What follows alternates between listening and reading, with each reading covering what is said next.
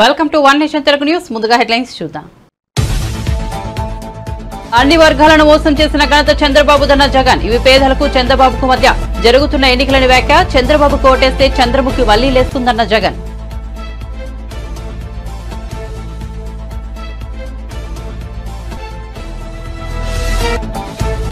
చంద్రబాబు కీలక press meet. ఇళ్ల వద్దనే పెన్షన్ల పంపిణీ సాధ్యమే. పెన్షన్ల పంపిణీపై ప్రభుత్వం తన వైఖరి మార్చుకోవాల్సిందేనని ఈసీ ఆదేశాలు పాటించాలని డిమాండ్.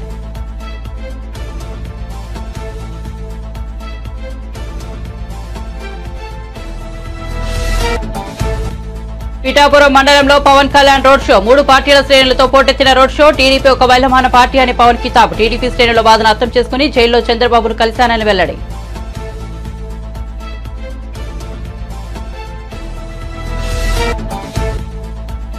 తెలంగాణ సీఎం రేవంత్ రెడ్డికి ఢిల్లీ పోలీసుల నోటీసులు. రిజర్వేషన్ల అంశం మీద Amit Shah fake video viral గా మారిందని బీజేపీ ఫిర్యాదు. కాంగ్రెస్ నేతలే ఆ ఫేక్ వీడియో క్రియేట్ చేశారని ఫిర్యాదు. పీసీసీ అధ్యక్షుల హోదాలో రేవంత్ రెడ్డికి ఢిల్లీ పోలీసుల నోటీసులు. ఇక వార్తల్లోకి వెళ్తే వైసీపీకి ఓటు వేస్తేనే అన్ని సంక్షేమ పథకాలు కొనసాగుతాయని ముఖ్యమంత్రి జగన్ అన్నారు. చంద్రబాబుకు ఓట్లు వేస్తే అన్ని పథకాలు ఆగిపోతాయని చెప్పారు. 2014 ఎన్నికల్లో ఇదే కూటమి దొంగ హామీలతో ప్రజలను మోసం చేసిందని విమర్శించారు. చంద్రబాబును నమ్మితే ప్రజల జీవితాలు గోవిందా గోవిందా అని అన్నారు. అన్ని వర్గాలను మోసం చేసిన ఘనత చంద్రబాబుదని విమర్శించారు. అనకాపల్లి జిల్లా చోడవరంలోని కొత్తూరు జంక్షన్ హాల్లో ప్రసంగిస్తూ ఆయన వ్యాఖ్యలు చేశారు. గత ఎన్నికల్లో ఇచ్చిన హామీల్లో 99% అమలు చేశామని జగన్ తెలిపారు. చంద్రబాబు దత్తపుత్రుడు రామోజీరావు నోటాకు వచ్చినని సీట్లు కూడా రాని కాంగ్రెస్ పార్టీ వీళ్ళందరితో మన యుద్ధం చేయబోతున్నామని చెప్పారు. మరో 2 వారాల్లో జరగబోతున్న కురుక్షేత్ర యుద్ధానికి సిద్ధమా అని ప్రశ్నించారు. ఈ ఎన్నికలు జగన్ చంద్రబాబు మధ్య కాదని పేదలకు చంద్రబాబుకు మధ్య జరుగుతున్న ఎన్నికలని చెప్పారు. ఈ ఎన్నికలు కేవలం ప్రజాప్రతినిధులకు ఎన్నుకునేందుకు మాత్రమే కాదని ఇవి పేదల భవిష్యత్తును నిర్ణయించే ఎన్నికలని అన్నారు. చంద్రబాబుకు ఓటు వేసే చంద్రముఖి మళ్లీ లేస్తుందని, రక్తం తాగేందుకు తలుపు తడుతుందని చెప్పారు. మళ్లీ మోసపోవటమే ఇది చంద్రబాబు గత చరిత్ర చెప్తా ఉన్న సత్యం. ఇదే మళ్లీ మోసం చేసేందుకు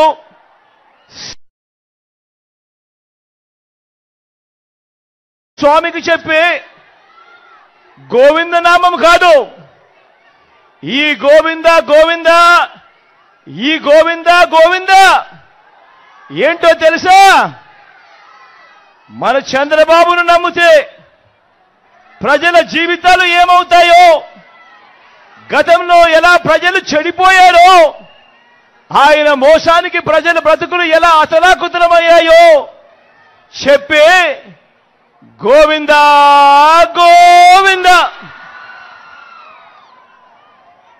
మరి చంద్రబాబు ఈ రాష్ట్ర ప్రజలను నమ్మించి ఏమేమి గోవింద గోవింద చేశాడో చూద్దామా? చూద్దామా? ఒకసారి గుర్తుకు తెచ్చుకుందామా? సిద్ధమేనా?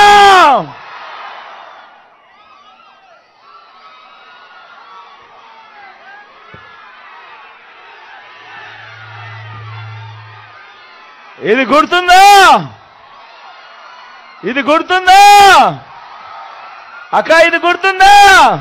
ఆ తర్వాత ఏమైంది? గోవింద గోవింద.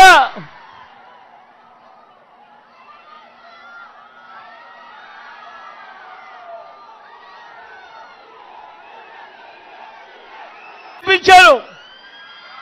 ఏమైంది మళ్ళా? ఏమైంది అక్క తర్వాత? ఏమైందన్నా తర్వాత? గోవింద గోవింద. ఇప్పటిదాకా ఇస్తా ఉన్నా 0 వడ్డీ కూడా గోవింద గో. ఇదే పెద్ద మంచి చంద్రబాబు నాయుడు గారు. ఇదే పెద్ద మంచి చంద్రబాబు నాయుడు గారు 2014లో ముఖ్యమైన హామీలంటూ ఇచ్చిన ఇంకొక హామీ, ప్రతి పేదవాడికి 3 సెంట్ల స్థలం అని చెప్పి బరి తెగించి కూడా మాట్లాడాడు ఈ పెద్ద మనిషి. ప్రత్యేక ప్యాకేజీ గోవింద, విభజన హామీలు గోవింద, సింగపూర్కు మించిన రాజధాని అన్నాడు ఇదే పెద్ద మనిషి చంద్రబాబు నాయుడు. పక్కనే అన్ని హంగులతో కనిపిస్తా ఉన్న వైజాగ్ను వదిలేశాడు సింగపూర్కు మించి రాజధాని అన్న ఈ వ్యక్తి మన విశాఖపట్నం పక్కనే కనిపిస్తా ఉన్నా కూడా అన్ని హంగులతో ఆ విశాఖపట్నాన్ని వదిలేశాడు. పోనీ ఆ గ్రాఫిక్స్ రాజధాని ఏమైంది అనంటే అది కూడా గోవిందా గోవిందా. జనసేనాని పవన్ కళ్యాణ్ పిఠాపురం మండలంలో రోడ్ షో నిర్వహించారు. చెందుర్తి జంక్షన్ నుంచి ప్రారంభమైన రోడ్ షోకు విశేష స్పందన లభించింది. జనసేన, టీడీపీ, బీజేపీ శ్రేణులు పాల్గొనడంతో రోడ్ షో పోటెత్తిపోయింది. కుమారపురం వద్ద పవన్ రోడ్ షో మొదలైంది. ఈ రోడ్ షోలో పవన్ తో పాటు పిఠాపురం టీడీపీ ఇన్ఛార్జ్ ఎస్వీఎస్ఎల్ వర్మ కూడా పాల్గొన్నారు. రోడ్ షోలో పవన్ మాట్లాడుతూ నాడు చంద్రబాబు జైల్లో ఉన్నప్పుడు టీడీపీ శ్రేణుల వేదన తనకు అర్థమైందని అన్నారు. టీడీపీ నేతలు, కార్యకర్తలు వారి బాధను నేరుగా తనతో పంచుకోకపోయినా వారి మనసులో బాధను అర్థం చేసుకుని నేరుగా రాజమండ్రి జైలు వద్దకు వెళ్లి చంద్రబాబుకు మద్దతు తెలిపారని వివరించారు. అందరూ భయపడుతున్న రోజుల్లో తాను వెళ్లి చంద్రబాబును కలిశానని గుర్తు చేశారు. రాష్ట్రం బాగుండాలి. రాష్ట్ర విభజన జరిగిన తర్వాత మన ఉపాధి అవకాశాలు కానీ మన నిధులు మనకి కొరత ఉంది. ఇవన్నీ సరితీసుకోవాలి, బలమైన నాయకత్వం ఉండాలి అన్న ప్రయత్నం. చంద్రబాబు గారిని అరెస్ట్ చేసినప్పుడు మీరు కూడా ఆలోచించండి స్వార్థంగా. ఆ పరిస్థితులు ఇంకో పార్టీ నాయకుడు ఏం చేస్తాడు? మొత్తం ఆయన బాగుండాలి, తొందరగా బయటికి రావాలని తెలియదు చెప్పి బయటకు వచ్చేస్తాడు. పార్టీని ముందుకు తీసుకెళ్ళాలి. నేను చెప్పండి, ఇది అవునా కాదా సార్? ఇది సహజంగా కాదు. కానీ ఎందుకు చేశానంటే ఇందాక వర్మ గారు చెప్పినట్టుగా మీరందరూ ఒక పార్టీని నమ్మి, ఒక పార్టీ సిద్ధాంతాన్ని నమ్మి 4 దశాబ్దాలుగా ఆ క్యాడర్ ఉంది తెలుగుదేశంకి. ఆ క్యాడర్ తాలూకు కష్టాన్ని, బాధని గుర్తించి అరే ఆ క్యాడర్కి నిలబడాలి అనుకున్నాను. ఏ మూలకెళ్ళినా అన్న మా నాయకుడిని చేసేశారన్నా, ఏదైనా చెయ్యన్నా, నీకు మోదీ గారు తెలుసు కదన్నా అని అందరూ మాట్లాడుతుంటే నాకు నిజంగా చాలా బాధ కలిగేది. సో నాకు కేసులు పెడతారని ముందు నుంచి తెలుసు. అలా కేసులు ఏ స్థాయిలో పెడతారు చూద్దాం అనుకుంటే మీకు తెలుసు నన్ను విశాఖలో ఎలా ఇబ్బంది పెట్టారు.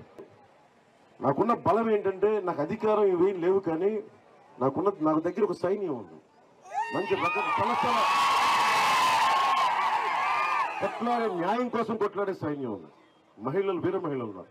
వాళ్ళందరూ రోడ్ల మీదకి వచ్చి ఆంధ్రా నుంచి తిరిగి మంగళగిరి ఆఫీస్ తీసుకెళ్లి చంద్రబాబు గారికి మళ్ళీ జైల్లోకి వెళ్ళి, రాజమండ్రి జైల్లోకి వెళ్ళి ఒకటే ఆలోచించారు, అరే ఇంత బలమైన నాయకుడు, 4 దశాబ్దాలు రాష్ట్రాన్ని పరిపాలించిన వ్యక్తి, ఏ జైల్లో అయితే ఆయన ఖైదీల కోసం కట్టాడో ఆయన అక్కడ ఖైదీ చేసిన విధానం నాకు నిజంగా చాలా బాధ కలిగించింది. చంద్రబాబు గారికి ఎన్ని కష్టాలు వచ్చినా అలా కామ్గా ఉంటాడు, మొక్కలు చెక్కు వేసి ఆయనకి బాధ ఉందా ఏముందా ఏమి అర్థం కాదు. ఇది రాజకీయం, దెబ్బలు తింటాం, ముందుకెళ్తాం. అందుకు అనిపించింది ఎందుకు తెలుగుదేశం పార్టీ 4 దశాబ్దాలుగా చెక్కు చెదరకుండా ఎందుకు ఉంది అంటే, క్యాడర్ ఎందుకు నమ్ముకుంది అంటే అలాంటి నాయకుడు ఉండటం వల్ల. ఎందుకంటే మనం ఎన్ని పార్టీలైనా సరే, విభిన్నమైన పార్టీలైనా సరే, మనం పనిచేసేది మన పంచాయతీల కోసం, మన నియోజకవర్గాల కోసం, రాష్ట్రం కోసం, ప్రజల కోసం. నేను ఒకటే అనుకుంటా, మనలో మనకి విభేదాలు ఉండొచ్చు, చిన్న పురాపక్షాలు ఉండొచ్చు, కానీ కొట్టుకునేంత అవసరం లేదు. మాట్లాడి మనం ప్రజాస్వామ్యం తాలూకు లక్షణమే మాట్లాడి దాన్ని సామరస్యంగా పరిష్కరించుకోవడం. ఈ పరిస్థితులు నాకు ఒకటే అనిపించింది చంద్రబాబు గారు జైల్లో ఉన్నప్పుడు, ఇంక దుష్ట పరిపాలనకి చరమాంకం పలకాలి. నేను ఒక మాట మాట్లాడితే నా మీద కూడా అపవాదులు వేస్తారు. నువ్వు కూర్చోబెట్టి జైల్లో ఉన్నానికి నువ్వు కూడా మొత్తాసు పలికావు, నువ్వు నా మీద కూడా ఆరోపణలు వేస్తారని అన్ని తెగించి నేను ఒకటే అనుకున్నా, రాష్ట్రం బాగుండాలంటే తెలుగుదేశం జనసేన కలవాలి. పొత్తు చెప్పాలా వద్దా, అసలు వెళ్ళాలా వద్దా, వెళ్తే ఏమవుతుంది, చెప్పకపోతే ఏమవుతుంది, చెప్తే నా జనసేన పార్టీలో ఉండే నాయకులు ఏమంటారు, మద్దతుదారులు ఏమంటారు, అరే మనకు అవకాశం ఉంది కదా నువ్వు అనవసరంగా కూర్చొని పొత్తు పెట్టుకొని నువ్వు ఇలా చేసేవేంటని అంటారా. మద్దతు ప్రకటించాలా లేదంటే తెలివిగా వెళ్ళిపోయి ఆయన త్వరగా బయటికి రావాలని కోరుకుంటానా, తెలివి వాడాలా హృదయం వాడాలా, ఇదే ఆలోచించడం సేపు లేదు. నేను మనసు వాడతాను. చాలా బలంగా తీసుకెళ్దాం. మన కూటమి మీ దృష్టికి తీసుకొస్తున్నాం. మన కూటమి చాలా బలంగా ప్రభుత్వాన్ని ఏర్పాటు చేస్తున్నాం. వైసీపీ ఓడిపోతుంది, వైసీపీ అవినీతి కూటమిని బదులు కొట్టేస్తున్నాం. ఇందాక దారిలో మన యువత ఆ ఫ్యాన్ ని బైక్ కట్టుకొని ఈడ్చుకుని వస్తా ఉన్నారు. 2 రెక్కలు దిగిపోయి ఉన్న ఒక్క రెక్కల్ని అరటిపళ్ళు తొక్కేది పండు లేదు లోపల అరటిపళ్ళు తొక్క ప్రభుత్వాన్ని తీసి ఎలక్షన్ లో చట్టబట్టలో పడేద్దాం. మే 1వ తేదీ వస్తుండటంతో మళ్లీ అందరి దృష్టి పెన్షన్ల పంపిణీపై పెడితే ఏప్రిల్ నెలలో పెన్షన్ల పంపిణీ ఒక ప్రహసనంలా మారిన సంగతి తెలిసిందే. ఇళ్ల వద్దకే పెన్షన్లు అందించాలని ఈసీ ఆదేశించినా ప్రభుత్వం సచివాలయం వద్ద పెన్షన్లు ఇచ్చిందని విపక్షాలు బగ్గుమనడం, విపక్షాలు వాలంటీర్లపై ఫిర్యాదు చేయడం వల్లే సచివాలయాల వద్ద ఇవ్వాల్సి వచ్చిందని, అందుకే పలువురు వృద్ధులు ఎండవేడిమికి మరణించారని ప్రభుత్వం ఎదురుదాడికి దిగడం అందరూ చూశారు. ఈ నేపథ్యంలో టీడీపీ అధినేత చంద్రబాబు ప్రెస్ మీట్ పెట్టి పెన్షన్ల పంపిణీపై ప్రభుత్వం తన వైఖరి మార్చుకోవాల్సిందేనని, ఈసీ ఆదేశాలు పాటించాలని డిమాండ్ చేశారు. పెన్షన్లు ఇంటి వద్దే పంపిణీ చేయండి, ఇది సాధ్యం, మీకు అధికారాలు ఉన్నారు, సచివాలయాలు ఉన్నాయి, యంత్రాంగం ఉంది, ఇది పెద్ద కష్టమైన పని కాదు అని చాలా స్పష్టంగా చెప్పినా ప్రభుత్వం వినిపించుకోవడం లేదన్నారు. అలాంటి కుట్రలు చేస్తున్నారు మీరు చూస్తే, అలాంటి కుట్రలు చేసి మళ్ళీ ఇప్పుడు కొత్తగా బ్యాంకులో వేస్తామని అన్నారు. నేను అడుగుతున్నా, లాస్ట్ టైం మీరేం చెప్పారు? మా దగ్గర బ్యాంక్ అకౌంట్స్ లేవని చెప్పారు. పోయిన నెలలో లేని అకౌంట్లు ఇప్పుడు ఎట్టొచ్చాయి? You answer this. అంటే మీ కుట్రలు ఏం చేసినా ప్రజలు నమ్మతారని, లేకుంటే మేము కూడా ఒప్పుకుంటామని. ఇది ఏమాత్రం ఆమోదయోగ్యం కాదు. ఈరోజు మీరు చూస్తే, వాళ్ళు చెప్పినట్లు చూస్తే, ఆధార్ లింక్ అయిన ఉన్న లబ్ధిదారులందరికీ బ్యాంకులో వేస్తాం, మిగిలిన వాళ్ళందరికీ ఇంటికి పోయి ఇస్తామంటున్నారు. మొత్తం 65,49,000 మంది పెన్షనర్స్ ఉన్నారు. దీంట్లో 48,92,000 మందికి లింకులు దొరికాయి, వీళ్ళకి అకౌంట్లు దొరికాయి. అంటే 75% వాళ్ళకు నేరుగా బ్యాంకులు వేస్తూ ఉంటారు. మిగిలిన వాళ్ళందరూ ఎవరైతే వికలాంగులు, లింకులు లేని వాళ్ళు, పోలేని వాళ్ళు, అనారోగ్యంగా ఉండేవాళ్ళు, వాళ్ళు 16,57,000 మంది ఉన్నారంటున్నారు. ఎవరు పోలేరు? మీ దగ్గర లింక్ అడ్రస్ ఉందా? వెరిఫై చేశారా మీరు? ఎప్పుడు వెరిఫై చేశారు? రాత్రి చేశారా? మీరు 65,49,000 మంది ఎవరు వికలాంగులు, ఎవరు ఆరోగ్యంగా బాగలేరు, ఎవరు నడవలేరు అని మీకు తెలిస్తే, అంటే పోయి వెరిఫై చేసిన వాళ్ళకే ఇవ్వచ్చు కదా ఇంటి తెరిపోయి. నేను అడుగుతున్నాను, నీకు 75% అకౌంట్లు ఉన్నాయంటున్నారు, 25% అకౌంట్లు లేవంటున్నారు. పోయినసారి మా దగ్గర అకౌంట్లో లేవన్నారు. ఇప్పుడేమంటున్నారు మళ్ళీ? ఈ యొక్క 25 లక్షలు కూడా దీంట్లో అనారోగ్యంతో ఉన్నారంటున్నారు. అనారోగ్యంతో ఉన్నారని నీకెడ తెలిసింది? ఎప్పుడు చెక్ చేసావు నువ్వు? దాన్ని బట్టి ఆలోచించుకుంటే బోగస్ ఇన్ఫర్మేషన్తో వీళ్ళు కాలయాపన చేస్తున్నారు. ఇది కరెక్ట్ అప్రోచ్ కాదు, ఇది వాస్తవానికి దూరం. ఈ విషయం వీళ్ళు గుర్తుపెట్టుకోవాల్సిన అవసరం ఉంది. ప్రజల్ని మోసం చేయొద్దండి. ప్రభుత్వ యంత్రాంగం బాధ్యతాయుతంగా పనిచేయాలి తప్ప బాధ్యత రహితంగా పనిచేయడం కరెక్ట్ కాదని కూడా హెచ్చరిస్తున్నా. ఇవన్నీ చూసినప్పుడు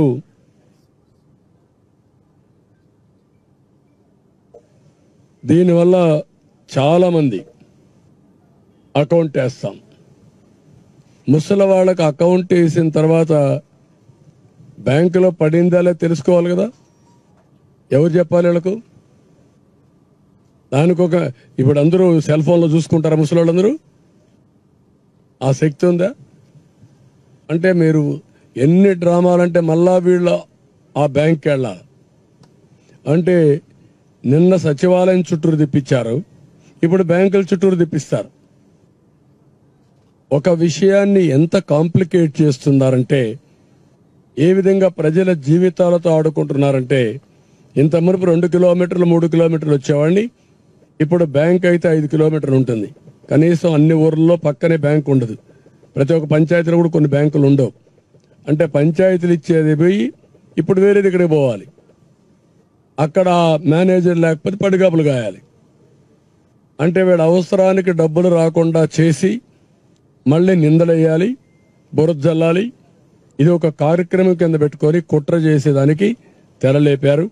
దీన్ని నేను చాలా తీవ్రంగా ఖండిస్తున్నా. 45-46 డిగ్రీలు టెంపరేచర్, వడగాల్పులు, మంచినీళ్ళు లేని పరిస్థితి చాలా గ్రామాల్లో. ఇలాంటి సందర్భంలో ఇప్పుడు ఎక్కడ చూసినా మంచినీళ్ల కోసం ఆందోళన చేస్తున్నారు. ఇంకొక పక్కన ఇలాంటివి చేసి ముసలి వాళ్ళు ఎప్పుడు కూడా ఒక ప్రమాదం ఉంటుంది, బలహీనంగా ఉంటారు, పండుటాకు మారిగా.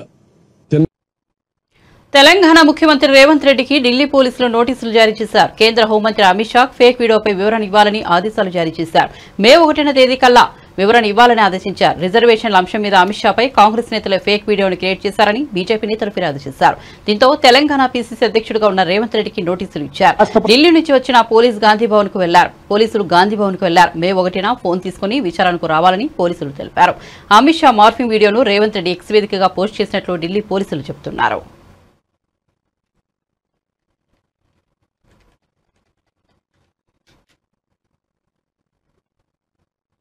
మే 1న ఇళ్ల వద్దనే పెన్షన్లు ఇవ్వాలంటూ టీడీపీ అధినేత చంద్రబాబు చేసిన డిమాండ్ పట్ల ఏపీ ప్రభుత్వ సలహాదారు సజ్జల రామకృష్ణారెడ్డి ప్రెస్ మీట్ పెట్టి స్పందించారు. పట్టుబడి మరీ వాలంటీర్లను పెన్షన్ల పంపిణీకి దూరం చేశారంటూ చంద్రబాబుపై మండిపడ్డారు. ప్రత్యామ్నాయ ఏర్పాట్లు చేయాలని ఎన్నికల సంఘం అడిగిందని, దాంతో సచివాలయాలకు రాగలిగేవారు రావచ్చని, రాలేని వారికి ఇంటి వద్దనే పెన్షన్లు ఇచ్చే ఏర్పాటు చేశామని వెల్లడించారు. వీలైనంత త్వరగా పెన్షన్లు అందించేందుకు ఏర్పాట్లు చేశామని తెలిపారు. అయితే అప్పటికే తన మీద వ్యతిరేకత వస్తోందని భయపడిన చంద్రబాబు 1,20,000 మంది సచివాలయ ఉద్యోగులు ఉండాలని, వారితో ఇంటింటికి పంపిణీ చేయించొచ్చు కదా అని కొత్త బాని అందుకున్నారని సజ్జల ఆరోపించారు. ఏదేమైనా జగన్మోహన్ రెడ్డి పెట్టిన ఉద్యోగులు అని చంద్రబాబు ఒప్పుకున్నారని వ్యాఖ్యానించారు. పెన్షన్లు ఇలా ఇవ్వాలి అలా ఇవ్వాలని లెక్కలేసి చెబుతున్నాడు. అసలు ఎవరియనా?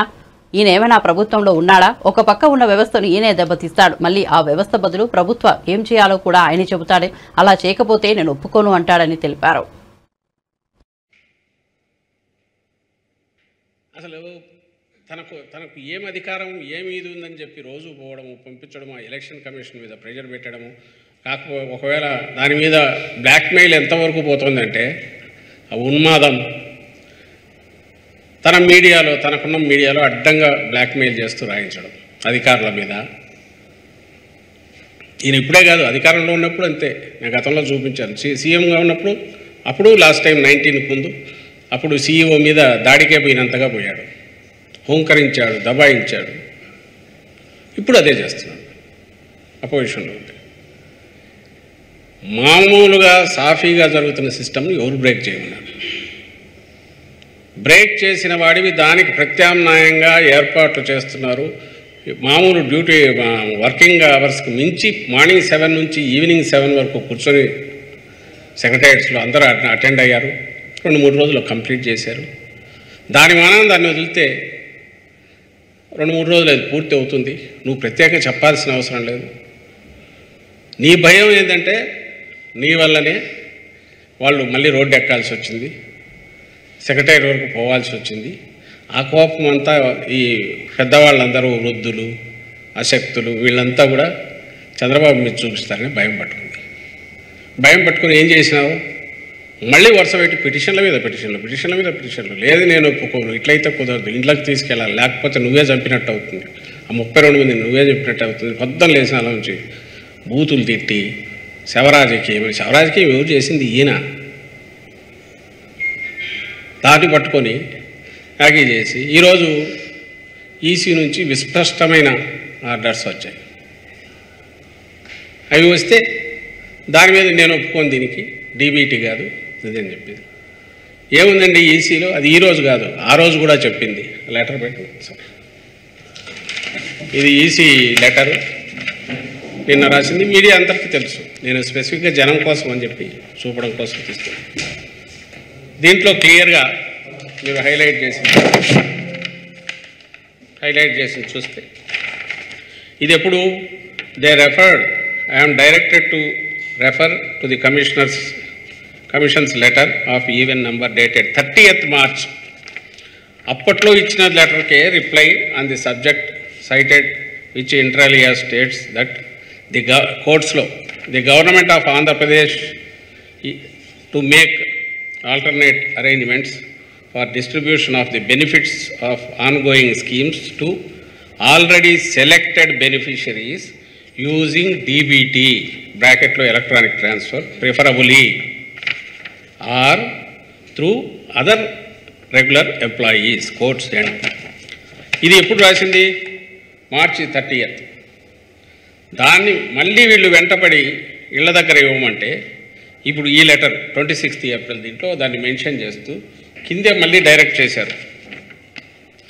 It is requested to follow the direction issued by the commission in letter and spirit so that beneficiaries may avail intended benefits without any hardship. So March 30th రాసిన ఆ రోజు రాసిన లెటర్లోనే డీబీటీ ప్రిఫరబుల్లీ డీబీటీ అన్నారు EC. ఈసారి రాసిన letter దాంట్లో దాన్ని letter and spirit implement చేయమని రిక్వెస్ట్ చేశారు. దీని అర్థం ఏంది? డీబీటీ అనేది ఆ రోజు రాసినప్పటికీ కేసీఆర్ ప్రభుత్వం వనరులను దోచుకుని రాష్ట్రాన్ని అప్పుల పాలు చేసిందని ఉప ముఖ్యమంత్రి మల్లుబట్టి విక్రమార్క ఆగ్రహం వ్యక్తం చేశారు. సోమవారం ఆయన మీడియాతో మాట్లాడుతూ కేసీఆర్ రోజు రోజుకు దిగజారి మాట్లాడుతున్నారని విమర్శించారు. కరెంటు కోతలు లేకున్నప్పటికీ ఎప్పటికీ పవర్ పోతుందని మాట్లాడుతున్నారన్నారు. ఇలాంటి తప్పుడు ప్రచారం సరికాదన్నారు. కేసీఆర్ ఇంకా సిగ్గు లేకుండా బస్సు యాత్రల పేరుతో తిరుగుతున్నారన్నారు. తెలంగాణలో రాజకీయ చైతన్యం ఎక్కువగా ఉంటుందన్నారు. నరేంద్ర మోదీ ప్రభుత్వం దేశంలో ప్రజాస్వామ్యాన్ని నాశనం చేసిందన్నారు. దేశాన్ని దోపిడీ చేసిందని ఆరోపించారు.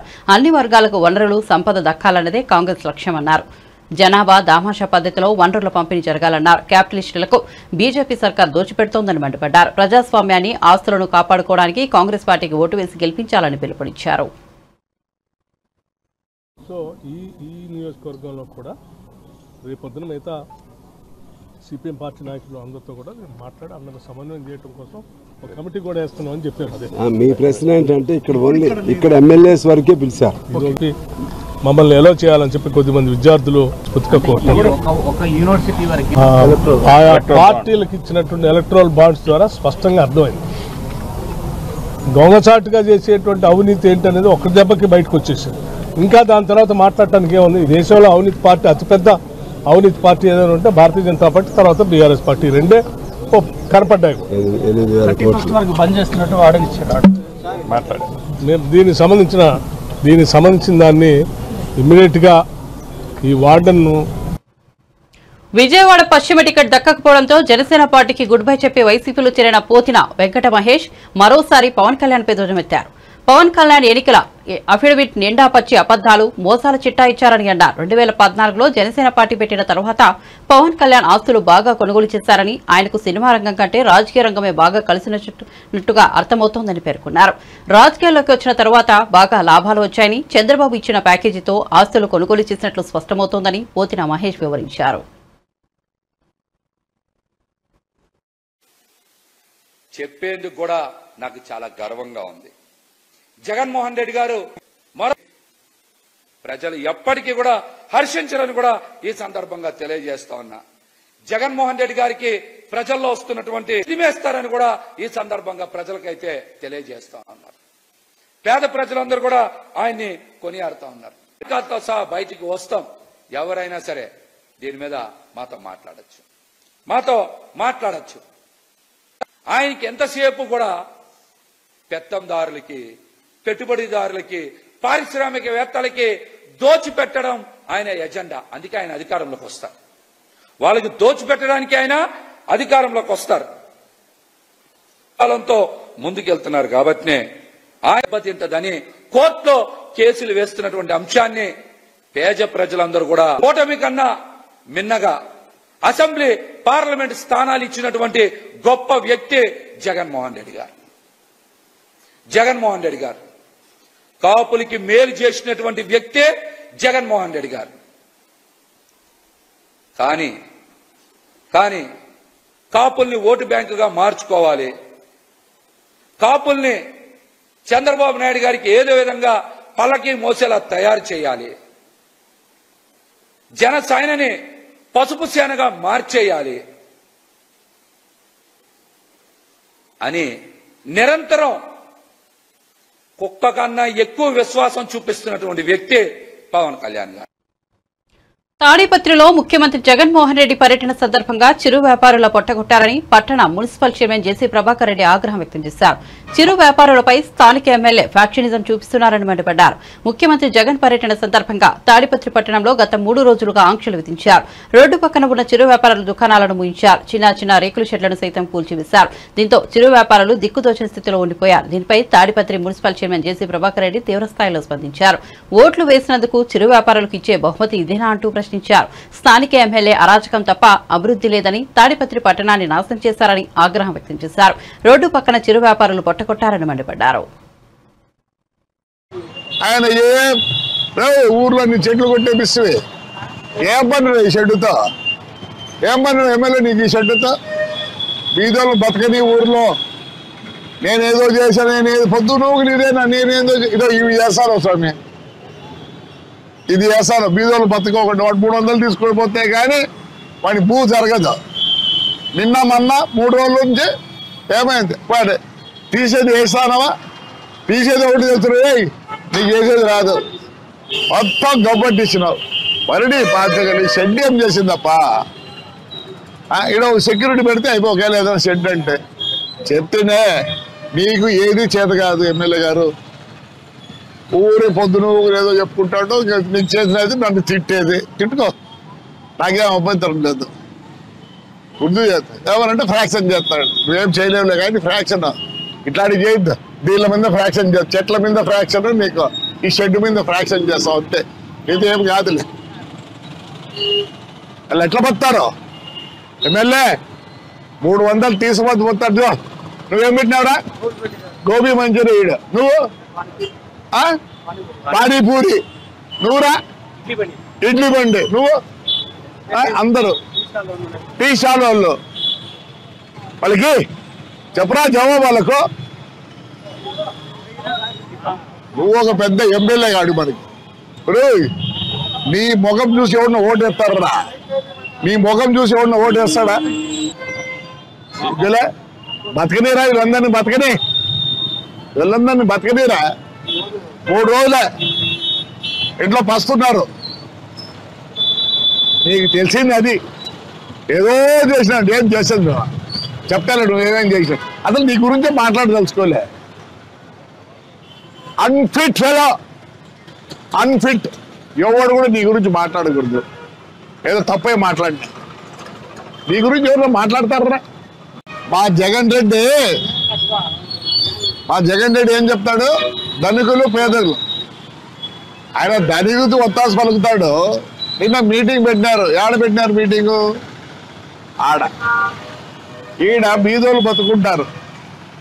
ఏమి టీ, గోబీ, దోశలు, ఇడ్లీ అవన్నీ అమ్ముకొని బతుకుంటే వాళ్ళ షెడ్డు ఆయనకి ఏమైందో నాకు అర్థం కాలే. ఈ షెడ్డు తీసేస్తాడు. ఇంకా మన అయిపోయామంటాడు మన ఎమ్మెల్యే. ఆయన ఊర్లో నీ చెట్లు కొట్టేపిస్తుంది. ఏం పని ఈ షెడ్డుతో, ఏం పని ఎమ్మెల్యే నీకు ఈ షెడ్డుతో? బీదోళ్ళు బతకని ఊర్లో నేనేదో చేశాను, నేనేదో పొద్దు నువ్వు నీదేనా, నేనేదో ఇదో ఇవి చేస్తాను స్వామి, ఇది చేస్తాను. బీదోళ్ళు బతకోకుండా వాడు 300 తీసుకొని పోతే కానీ వాడి భూ జరగదు. నిన్న మొన్న 3 రోజుల నుంచి ఏమైంది, వాడు తీసేది వేస్తానవా, తీసేది ఒకటి తెలుసు, నీకు చేసేది రాదు, మొత్తం గబ్బట్టిచ్చినావు. మరిడి పాతగలి షెడ్ ఏం చేసిందప్ప. సీఎం రేవంత్ రెడ్డి ఓ ఉగ్రవాది, తీవ్రవాది, దేశద్రోహి అని BJP Telangana official spokesperson Rani Rudrama సంచలన వ్యాఖ్యలు చేశారు. రిజర్వేషన్లపై మార్ఫింగ్ వీడియోలు చేసి ప్రచారం చేస్తున్నారన్న దానిపై స్పందించిన ఆమె మీడియాతో మాట్లాడుతూ సీఎం రేవంత్ రెడ్డి కాంగ్రెస్ ప్రభుత్వంపై తీవ్రస్థాయిలో విరుచుకుపడ్డారు. తెలంగాణలో కాంగ్రెస్ అధికారంలోకి వచ్చినప్పుడు మోడీ సారథ్యంలో దేశం అభివృద్ధి వెళ్లినట్లే తెలంగాణను కూడా అభివృద్ధి చేస్తారని ఆశించి మేమంతా స్వాగతించామని, కానీ ప్రస్తుతం తెలంగాణలో తీవ్రవాదుల పాలన నడుస్తోందని ఆరోపించారు. అమిత్ షా చేసిన వ్యాఖ్యలను మార్ఫింగ్ చేసిన వీడియోను తెలంగాణ కాంగ్రెస్ అఫీషియల్ అకౌంట్లో పోస్ట్ చేశారని, అందులో రిజర్వేషన్లపై అమిత్ షా మాటలను తెలంగాణలోని ఎస్సీ, ఎస్టీ, బీసీ రిజర్వేషన్లను రద్దు చేస్తామని చెప్పినట్లు మార్ఫింగ్ చేశారని మండిపడ్డారు. అనారోగ్యకరమైనటువంటి వాతావరణాన్ని సృష్టించాలనేటువంటి ప్రయత్నం చేస్తున్నాడు. రేవంత్ రెడ్డి గారు చేసేది దేశద్రోహం. రేవంత్ రెడ్డి గారు చేసేది సామాజిక నేరం. రేవంత్ రెడ్డి గారు భారతదేశంలో అల్లకల్లోలాలు సృష్టించడానికి కుట్రలు చేసేటటువంటి తీవ్రవాదులు ఎట్లయితే దేశద్రోహులు అవుతారో, ఇవాళ భారతదేశంలో తెలంగాణ రాష్ట్రంలో అమిత్ షా గారు కానీ, కిషన్ రెడ్డి గారు కానీ, బండి సంజయ్ గారు కానీ, బీజేపీ నాయకులు కానీ మాట్లాడని మాటలను మార్ఫింగులు చేసి మాట్లాడినట్టుగా వాళ్ళ అఫీషియల్ అకౌంట్లలో పెట్టిస్తూ సమాజంలో లేనిపోని అపోహలకు కొన్ని వర్గాల ప్రజలను గురి చేస్తూ భయాందోళనలకు గురి చేస్తున్నటువంటి రేవంత్ రెడ్డి గారు కూడా తీవ్రవాదితో సమానం, ఉగ్రవాదితో సమానం, దేశద్రోహితో సమానం. ఎక్కడైనా ముఖ్యమంత్రి సీటు, ఆ పదవి వస్తే దాన్ని అదొక అదృష్టంగా భావించాలి. ఒక రాష్ట్ర ప్రజలకి సేవ చేసేటటువంటి ఒక గొప్ప అవకాశాన్ని ప్రజలు ఆశీర్వదించి ఇచ్చినట్టుగా, భగవంతుడు ఆశీర్వదించినట్టుగా ఈ రాష్ట్రాన్ని మరింత ఉన్నతమైనటువంటి స్థితిలకు తీసుకుపోయి ప్రజలకు తినేటందుకు తిండి, ఉండేటందుకు నీడ, చేసుకునేటందుకు ఉపాధి కల్పించి రాష్ట్రాన్ని దేశంలో నెంబర్ 1గా నిలబెట్టాలనేటువంటి ఒక స్పృహ కలిగిన జ్ఞానంతో పనిచేయాలి రాష్ట్ర ముఖ్యమంత్రి అంటే. అది ఏ పార్టీ వాళ్ళన్నా కానీ. కాంగ్రెస్ పార్టీ అధికారంలోకి వచ్చి రేవంత్ రెడ్డి గారు ముఖ్యమంత్రి అయినాడు. మేమందరం కూడా ఆహ్వానించినాం, శుభాకాంక్షలు తెలియజేసినాం. ఈ రాష్ట్రాన్ని ముందుకు తీసుకుపోవాలి. కేంద్రంలో ఉన్నటువంటి భారతీయ జనతా పార్టీ ఎట్లయితే దేశాన్ని ముందుకు తీసుకుపోతుందో బీజేపీ సహకారంతో ఇవాళ రాష్ట్రంలో కూడా అభివృద్ధి ఫలాలు ప్రజలకు అందించేటట్టుగా ఒక సహృద్భావ వాతావరణంలో, సామరస్య వాతావరణంలో తెలంగాణను ముందుకు తీసుకుపోవాలి అని శుభాకాంక్షలు తెలియజేసినాం. తెలంగాణ ప్రజలు కూడా అదే కోరుకున్నారు. బులెటిన్ ముగించే ముందు హెడ్లైన్స్ మరోసారి చూద్దాం. అన్ని వర్గాలను మోసం చేసిన ఘనత చంద్రబాబుతోన్న జగన్. ఇవి పేదలకు చంద్రబాబుకు మధ్య జరుగుతున్న ఎన్నికలని వ్యాఖ్య. చంద్రబాబు కోటేస్తే చంద్రముఖి మళ్లీ లేస్తుందన్న జగన్.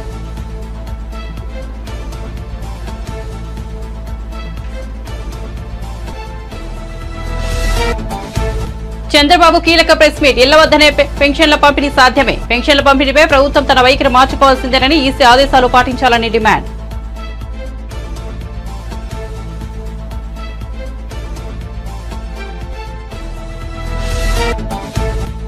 పిఠాపురం మండలంలో పవన్ కళ్యాణ్ రోడ్ షో. 3 పార్టీల శ్రేణులతో పోటెత్తిన రోడ్ షో. టీడీపీ ఒక బలమైన పార్టీ అని పవన్ కితాబు. టీడీపీ శ్రేణులు బాధను అర్థం చేసుకుని జైల్లో చంద్రబాబును కలిశానని వెల్లడి.